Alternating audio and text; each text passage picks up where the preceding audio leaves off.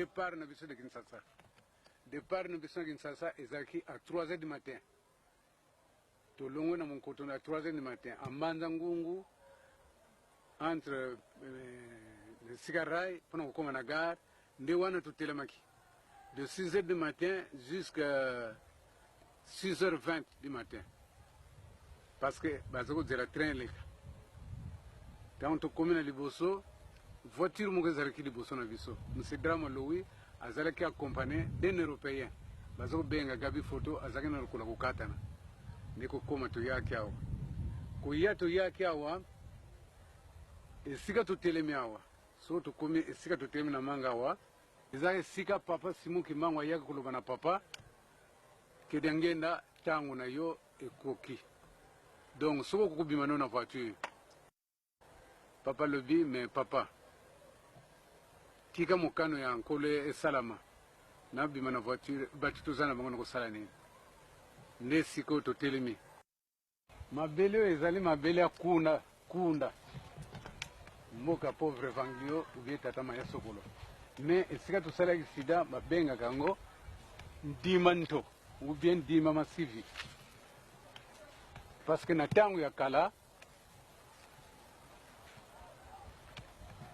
batu à partir de 12h pe 17h faut ba mona be mindele bazoko leawa alors batamboka babane kobanga pona kolekawa mais ezaki aux environs ici moka ezalaki te mais awo bazobenga ngo ndima nto ou bien ndima masivi funda masango ndenge na lobi ezali mboka oyo bankola mabele oyo mboka wana eza mpona liboso me lukulu ntango mfumo mbanza alobi na ngai mutakala mvuela eske oyebi mbanza nsanda epa papa asalaki accident nga alobi nayebi mbanza pardon epa papa simuki mbango asalaki nga alobi wi nayebi mbanza nsanda me nayebi epa papa simuki mbango asalaki te wana na ngoma tadi tokomi esika monima mfumu lutunu papa pose nga su question mutakala mvuela oyebi mbanza nsanda esika papa aza kosala mosala nga alobi mbanza nsanda nayebi me esika papa simuki mbango aza kosala mosala nayebi te ntango tozovire mpona kokende manianga na ngoma tadi papa mfumu mbanza atuni nga pour la 3e fois nga lalobi nayebi mbanza nsanda me esika papa simuki mbango azaki kosala nayebi te alobi naloba na kikongo bokoyoka te naloba na kisingombe bokoyoka te plus tard bokomona pasi nde makanisi yaki mpona kotelembo awo. Mais pour la première fois, mpongane kutala mpona mone sika na kutanaki na bana soko leka kunda quelques 50 mètres 100 mètres na kutanaki na bana mike ya 3 4 ans na tuni bango est-ce que boyebe sika papa mvoala salaka accident balobi na lukulu ngabingeta alobi kende ka so monte o komi sika calpitus kata bongo komona okena na gauche nde okomona sika papa salaka accident nde papa tokomi na pont ya mai ezali na nzela la grande avenue parce que nzela oyo ezali nzela ya kala kuna prince basali yango kaka pre me nzela ya matadi mpenza yango oyo ntango tokomi na pont namoni su bana mike na tuni bango à peu près 6 ou 7 personnes bana mike papa mvoila asala accident ezali pake alobi na lukulu nga alobi ingeta balakisi ngai donc kombe lukulu ezali kombe ya biso te meme tatamani soko alobaki nzambe kamutalingaki esiko ezali lukulu accident esalamaki awa donc biso ndenge nalobaki liboso esika papa baya kobimisa na voiture oyo ezali pont awa esika banzete ezali kaka rivière ezalaki awa mai ezalaki koleka awa awa mpe terrasse ezalaki donc ntango tokomaki awa kamine olongwaki na plantation de Kitobola mundele mutu aza koconduire mais ntango akomaki na grande avenue amoni te je suis fatigué apesi yango na chauffeur yango azali angolais San Salvador nde ye mutu ayaki biso ntango tokoti na pont parce que na pont de véhicule ekokota te véhicule moko kaka fo ekota pont yango wana oyo tozomona awa simo oyo kaka biso bato teyaki yango mais ntango tokoti na pont bato de véhicule kokota te bango balongwaki likoa bavirage ezali ayebaki mwa nzela ntango akomi awa amoni biso alingi kima pa boye me terase déjà c'était trop tard croisement salama kiawa biso to koti entre carrosserie na cabine na sewana to kota kiwana. Donc tant que kima biso c'était déjà trop tard biso to koti na sia kamna. E biso no sutangwana mutu moka zaki bumoya zaki kamne baby papa mfumandongo azala kiko vwana na kiti boye. Donc tant vwani na kiti comme mutu vwandi boye azana chaise. Alors ba molire kangiyo boye. Alors ya salika ka boye. Wana makilezo kotanga. Donc na kote wana kuna papa zalaki. Awa na suka awa na kita sima na libose pa boye na simanga chauffeur tatantende Félicien. Na katikati tato tula na suka kuna tatansomi. Marque ni voiture.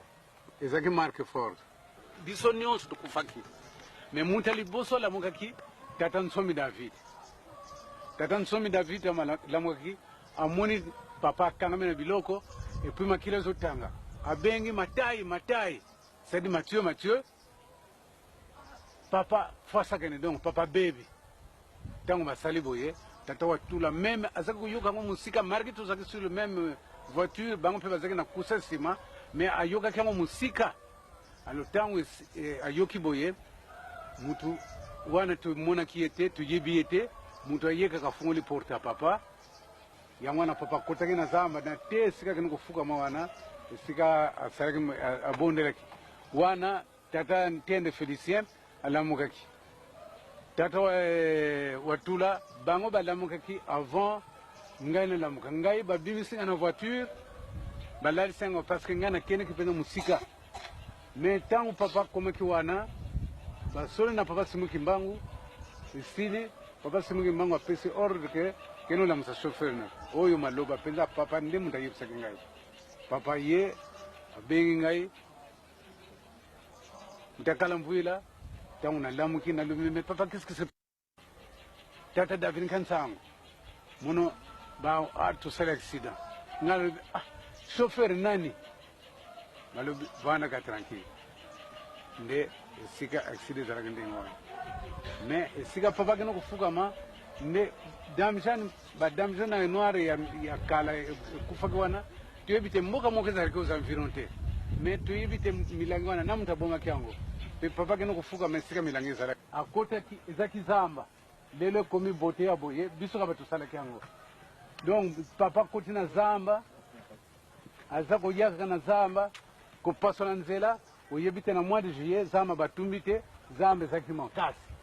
Donc azako ya malema lembe akoti tina zamba ki akomi awa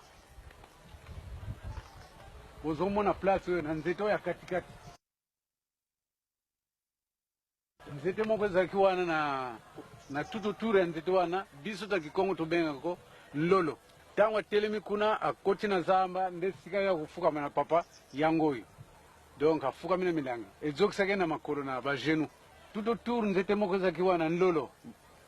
Alors nde papa simu kibango abimina kina nzela oyo moni nzela to saliwa papa lobaki nzelo to ko bomango te fuza ka toujours propre mais papa simu kibango abimina kiwana anakuta na papa tango kuta na papa wana asolo na papa bongo si papa sili mais likamoko likaki o papa yipsengai tango basolo na papa simu kibango isile bongo siye. Alors Satan yirsus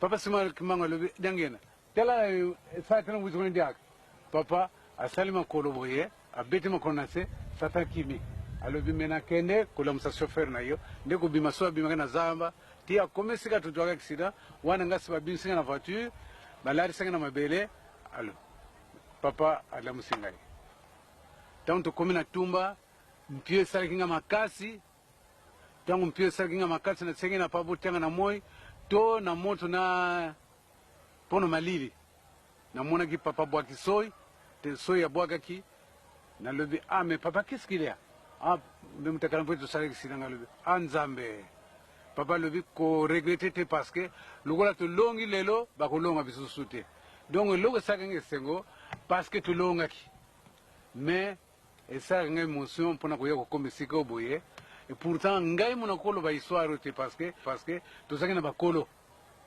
explication moko na kopesa na véhicule wana tozalaki 4 personnes à part papa, 2 Congolais ya Congo Brazza comme 2 Congolais ya République démocratique du Congo. Tata Ntende azaki homme d'affaires na Matadi, azaki mutalingomba, azaki ye mutazoko ya mabandimi nyonso. So tukena Matadi tuzoko lana ndako na ye, bamisise batu nyonso. Mais asomba ki tike na ye aller-retour Matadi Kinshasa Matadi. Mais mukola longa ki Matadi ye na Kinshasa akomona papa na ye ompana makama famille mpe ko bongisa makamususu. Papa Saliboye abongisi akene na ndako. Tata Otula Mathieu pe a longa na Brazzaville parce que azaki musali na l'état, je crois même azaki ambassadeur a ye na Kinshasa. Akena papa comme l'habitude, soko mundimi na biso aye, il faut qu'on kuta na papa, akukuta na papa nazalewa nazana congé na yao. Papa abongisi akena ye. Mais curieusement, dans le 27,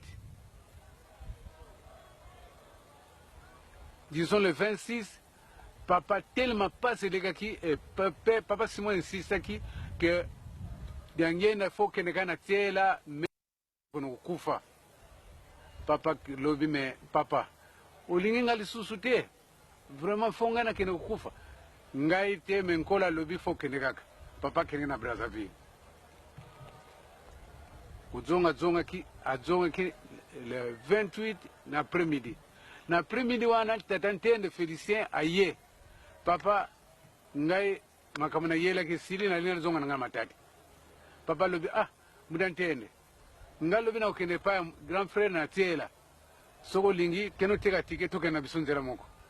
Uyebi mutu biso na mundimi na biso soko papa lobi na memayo ezaki senga na Tata Ntende akoteka sa tike. Aiki kusenga te. Tata Otula Mathieu pe le même jour le 28 aye papa ngai nalina zonga. Papa le bena monsieur Mathieu. Nazoke na tela pona grand frère na gnotela grand frère. Est-ce que vous comprenez nga soko lingi to kana biso na tela? Alors mais papa mateni même na yebite. Bon. Et puis ngana kana mona papa nkuntu na mona kala. Ça me fait plaisir papa. Donc pour lui ayeba kite pe papa ko sa osila. Donc tant yaki mutu moko yebite même mama na ndako même bana na ye loba bandeko na ye spirituel ba yeba kala kama na bango mais moko te ayeba kate papa ko sala kisida. Tant na yaka ona lela ka mingi po sona kanisi makambo ezalaki esala nga pasi mingi. Mais ezana ngesengo parce que tatolo ntade la laksangi sikamo contre moko. Le 12 mai 58, papa déjà a le carver pardon, qui va subir. Mais c'est vous autres toujours les responsables, responsables d'un accident. Le 19 mai, c'était au mois de... toujours en 58, papa qui provoque si je mourais par accident, vous êtes des responsables.